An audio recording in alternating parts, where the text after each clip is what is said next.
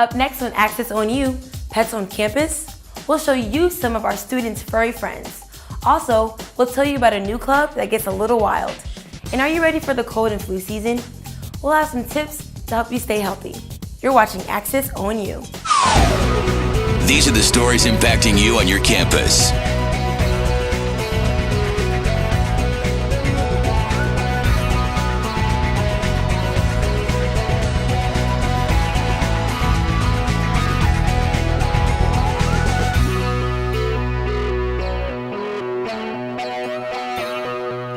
You're watching Access ONU.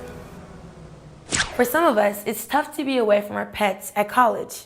Because of Olivet's policy, we have to wait to see our cuddly friends over breaks. However, I found some students and their pets who are the exception to the university pet rule. Access ONU cover story.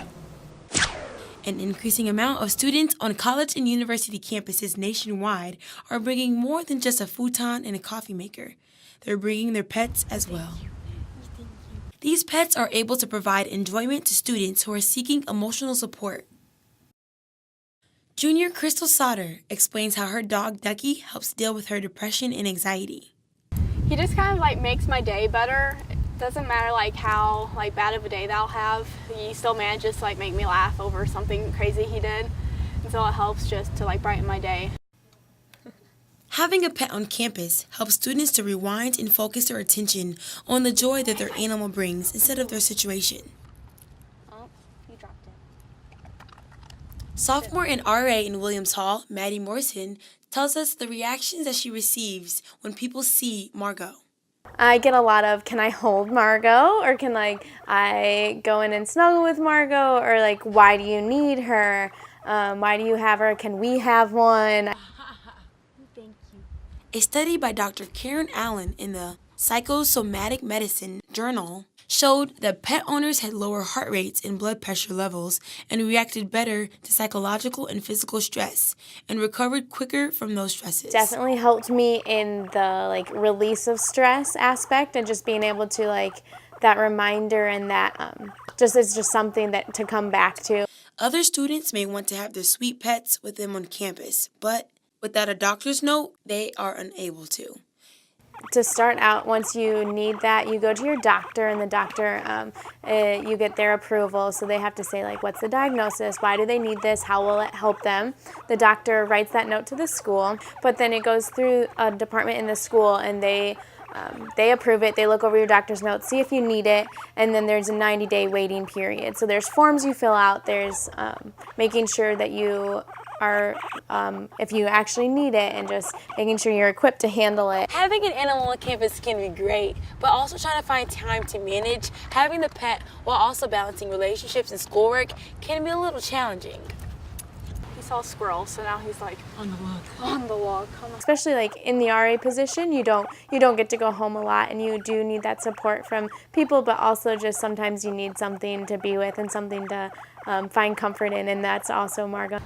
He's helped me just be able to get out of my room more and just make sure I'm actually doing something instead of just laying in my room all day long. He's also helped me meet more people and just become more open just because he likes to greet everyone. For updates of Margot the guinea pig and her life in college with Maddie, follow her on Instagram at World of Margot. For Access ONU, I am Alyssa Franklin. While most of us can't have our own pets on campus, there's a new club that may spark your interest. As Brandon Grossi tells us, those who have a passion for animals thrive in this new addition to Olivet's student life. There are many clubs and organizations here on campus, but only the Zoology Club will get you face-to-face with some of Olivet's more exotic residents. With about 30 members, the Zoology Club gives students a chance to meet with other animal lovers and make new friends, both human and otherwise. Maggie Risher is a senior zoology major and president of the club. The purpose of Zoology Club is to give zoology majors the opportunity to interact with other zoology majors and then just hear kind of what's going on in the field of zoology and with kind of animals and conservation, and then to get an idea of what they can kind of do once they graduate and connect them to different professionals in the field. Zoology Club is one of the newest additions to Olivet's student life. Professor Emily Janes helped found the club last semester while she was still a student at Olivet. She and the club's faculty sponsor, Dr. Leo Finkenbinder, decided that the growing number of zoology majors on campus deserved a club of their own. Really what we did was we talked to the department, we got their approval and their support. We went over to ASC, talked to them, filled out a petition, filed some paperwork, and just kind of crossed our fingers in hopes that our club would get approved, and it did. We were really excited. The new zoology club has fit right in with the other science clubs like the chemistry club and the biophilic club. The three groups co-hosted a Halloween party for members, as zoology club member Kimberly Zralka tells us. We joined with the biophilic club and the chem club's annual Halloween party, and it was really fun. You have people dressed in costumes, and there's a lot of food and snacks, and they make a lot of fun, dorky biology-themed games and stuff for everyone to participate in. And we organized turtle races for this year, which were pretty great. Kimberly is also part of the animal care team, which is tasked with feeding and caring for all the animals kept in the basement of Reed. These animals include geckos, turtles, a chameleon, and a bearded dragon named Grumpy that I was given permission to carry around for a while. While Zoology Club and the Animal Care Team are technically separate, most care team members are also in Zoology Club. Any student on campus can sign up to take care of Grumpy and the other critters in Reed, so long as they can handle the schedule of feeding, cleaning, and bathing that is involved. The same goes for Zoology Club itself. All animal lovers, regardless of major, are invited to be part of the club. Besides the Halloween party and the weekly meetings, Zoology Club has other plans for the rest of the semester. This year, we're going to do one big trip. We're probably going to go to the Lincoln Park Zoo. Last year, we went to the Field Museum, and it was really fun. Zoology Club is an exciting new addition to Olivet's campus, and it's open to everyone, so long as you love animals, from the largest snapping turtle to the smallest gecko. With Access ONU, this is Brandon Grossi. As seasons change, so does our chances of getting a cold or the flu. Today we have Dr. Yvette Rose, who is here to remind us of some valuable tips and tricks to keep us healthy. Hi, Dr. Rose. Thanks so much for joining us today. Well, thank you, Alyssa, for having me. Of course. So I just want to get some more information about the cold and flu season. It's getting colder outside. What are some ways that students can avoid getting the cold and the flu? Okay, things that I see, and this is from a mother perspective as well as a nursing perspective. Seasons are changing. It's getting colder, so I would suggest putting socks on. I see a lot of flip-flops around the campus, so maybe putting socks on if you're going to wear your flip-flops or your sandals. And also what I see students when they're coughing, instead of coughing into the antecubital area or the bend in the elbow, I see a lot of still coughing into the hand, and then we touch things, and then our hand hygiene is not the greatest, so we don't wash our hands. So if you don't go to the bathroom, you should always carry that little small hand sanitizer with you. So if you are coughing, if you accidentally cough into your hand, you really need to hand sanitize. And just dress with the weather. Okay. What are some unconscious day-to-day decisions that college students make that can cause us to get sick? Once again, not coughing properly into the antecubital. And like I said, you never know who's touched what. So you may be so health conscious, but the person next to you could cough into their hand and they touch things. So I do see that a lot. Yeah, another thing I see are when people are like sharing drinks. Does that play a big role, or like sharing food and drinks? Yes. So you may be like, oh, let me taste that. And that person will taste it, and we're sharing things, from saliva and everything. So just be conscious of that. It's just like in nursing, we wear gloves. So we treat everyone as if they have HIV. My motto, treat everyone as if they have the flu. So just be conscious. Yeah, so what do you feel about the flu shots? Because I know that some people have different opinions about if they need it or not, or if it's helpful. So what do you think? Yes, there is a lot of controversy on the flu shot. Being a healthcare provider, of course, I'm favorable of the flu shot. So a lot of facilities are saying if you do not get the flu shot, you have to wear a mask. And that also goes for our nursing students. So imagine coming into a patient room with the mask on. They're going to be like, what's wrong with you? And I think a lot of times people opt out not to get the shot because they said it makes them sick. So you may get a few aches, a little fever after, but just like with any immunization, it will subside. So I highly recommend individuals to get a flu shot. So how does it work for the flu shot? Do they inject you with a flu? I've heard different things Right, about. sometimes it's like a live vaccine, but basically it's going to be an injection. A lot of individuals do not like receiving shots, Right. so it could be live or it could not be. Sometimes it's made into a little petri dish. We're talking microbiology, like a strain, and they just put into a needle, a syringe, and they inject it. So the site may be a little sore at the beginning, but like I said, with anything, it does subside. Right. So main controversy I've heard, it makes me sick. I see. So if students find themselves with the cold or the flu, what are some steps that they should be taking to get them back in the classroom as fast as they can? Okay, definitely they need to be afebrile, and what that term means, you need to be without a fever. And there is a policy here at Olivet, I recall if it's 101 or greater, you are not to come into the classroom. So steps they can take, once again, proper hand washing.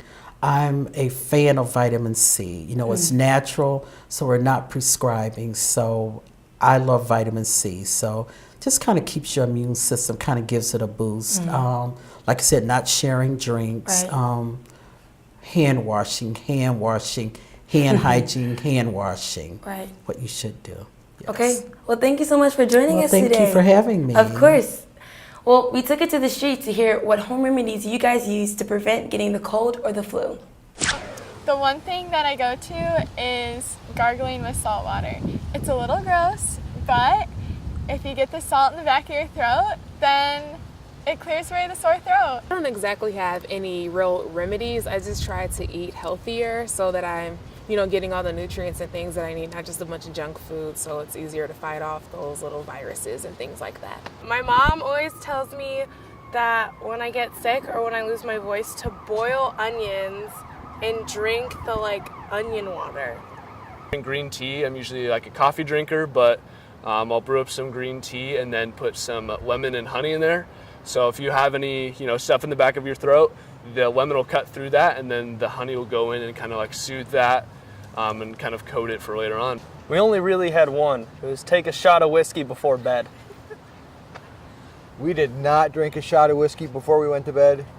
I'm just saying.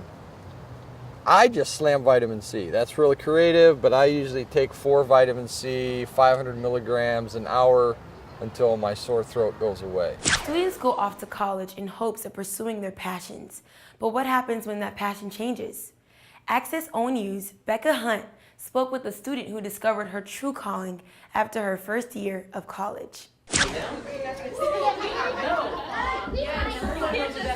Children's ministry majors have their hands full when they have a bunch of children to teach, not only on Sunday mornings, but Wednesday nights. Let's get started. What is it that makes students decide to become children's ministry majors? Jessica Young didn't start out in children's ministry. She first started out as a biology major. When I was a child, I used to play vet with all of my stuffed animals, and my friends would come over and we would play vet hospital, and I would always be the vet and they would have their animals. And so I kind of learned from a young age that I had a passion for that.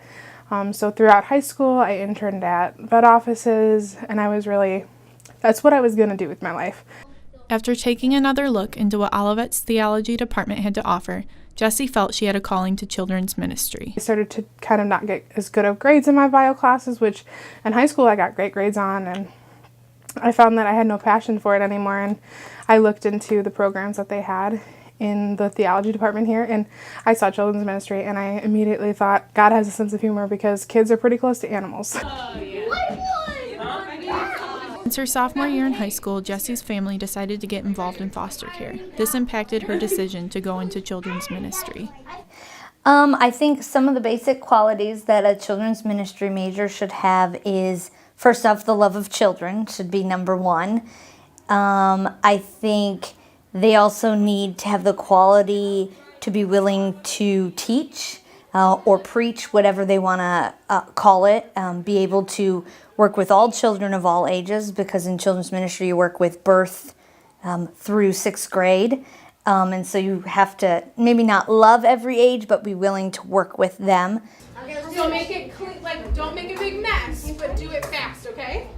All right, go.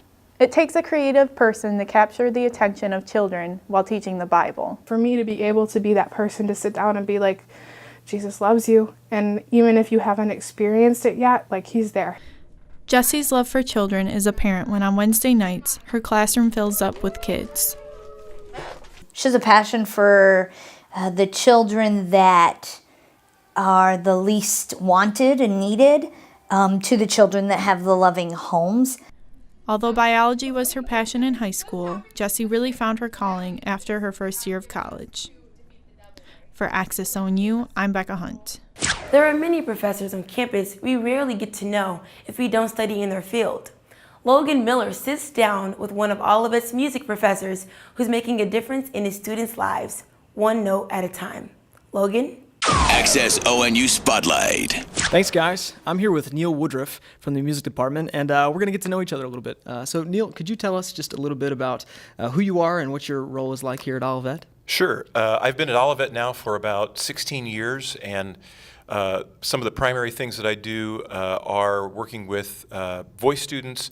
I direct the university orchestra, and then I also conduct concert singers. Excellent. One of the choirs. Yeah, and so where did you attend college? I actually went to Olivet as an undergrad, moved away for about 10 years, and then the position opened up here.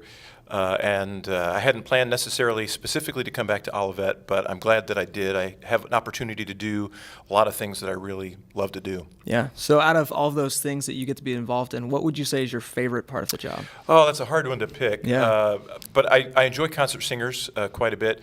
Concert singers is a chamber choir. We sing a little bit of everything, all the way from sort of standard all-state classical choir pieces all the way up to jazz arrangements and pop tunes and things like that, to kind of fill that particular part of the educational process. So students that are going out into schools or churches or performers will have the opportunity to perform things that would be standard in a pretty wide variety of music. Do you find it challenging to find students that can perform on that variety of material? Yes. Some of it is that students are often used to being in a choir that does a particular kind of literature. They're used to being in concert choir only, or maybe being in show choir and doing, the pop ballads, things like that. So they learn to sing a particular way, but in concert singers, they have to be able to kind of switch gears pretty quickly to sing a variety of different kinds of styles. So that takes a particular kind of vocalist who can make that change pretty quickly. Yeah, and for that vocalist, I can imagine there's probably quite a bit of prep time that goes into that. For the student, what is the general amount of time that it would take to prepare for any given event? Sure. We perform a lot of events on campus and around the region. We occasionally tour internationally. We were just in Bulgaria this last summer. We rehearse 3 times a week for an hour, but then just like any other class, I make some assignments to them and say, for next rehearsal, I'd like you to have these 4 pages pretty well learned so that they can learn their part on their own, and we can spend the bulk of the rehearsal kind of fine-tuning some of the musical aspects and shaping it a little bit, as opposed to just learning the notes. Wow, very good, Yeah. very good. So between choir and orchestra, which one takes more of your time in any given week? Probably from a scheduling standpoint, orchestra does. Orchestra and concert singers kind of fulfill a variety of roles on campus. We'll perform at homecoming, we'll be at prime time day, and we'll actually perform together. But probably orchestra performs a little more often than concert singers does. And we'll perform longer pieces just because of the nature of the orchestral literature. So that takes a little more of my prep time. Plus, there are more parts to work out and details to plan for that. Yeah. Yeah, so for students, is there any sort of parameter as far as how old they need to be to participate in the group, or is it as soon as you're Olivet, you're good to audition? Great question. Auditions are open to all students, and I don't have a particular quota of seniors versus freshmen that I take. I usually make everyone audition every year, even if they've been in the group before, just to make certain that everyone's keeping up with their skills and that sort of thing. But students are eligible to participate from the time that they arrive on campus. Yeah. All right. Well, finally, lastly, what do you think is the most challenging part of your role here at Olivet? Probably taking students from a high school level to a college level type of performance. We really do a a lot of work to bridge the gap between what they thought a good performance was in high school and bridge the gap between that and what will be a professional level performance for music students. But for those who also enjoy just playing or singing, we try to give them that experience as well and sort of bridge that gap and continue to hone their skills. Yeah, absolutely. Well, Neil, thanks for your time. We appreciate it. And we'll send it back to you in the studio. Thanks for joining us for the latest edition of Access ONU. If you have a story idea, you can email us at accessonu@olivet.edu. You can also follow us on Twitter at access_ONU. Also, check out Olivet's student newspaper, The Glimmerglass, at glimmerglass.olivet.edu. We'll see you next time.